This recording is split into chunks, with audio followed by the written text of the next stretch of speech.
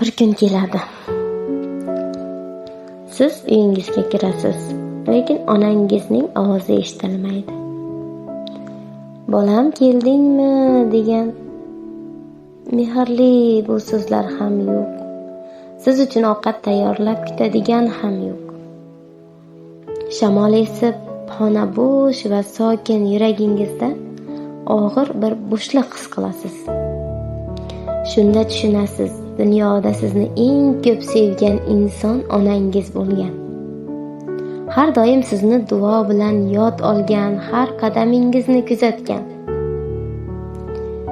Ko'pincha inson onaning qadrini yo'qotgandagina tushunadi. Shuning uchun bugun onangizni ehtiyot qiling, qadrlang. Bag'ringizga bosib mehringizni ayamang. Bir so'z, bir quchoq butun dunyoga teng bo'ladi. Chunki bir kun keladi, uni yana bir marta ko'rish uchun ham butun dunyoni berishga tayyor bo'lasiz. Lekin kech bo'ladi. Shuning uchun ham har lahzani qadrini biling.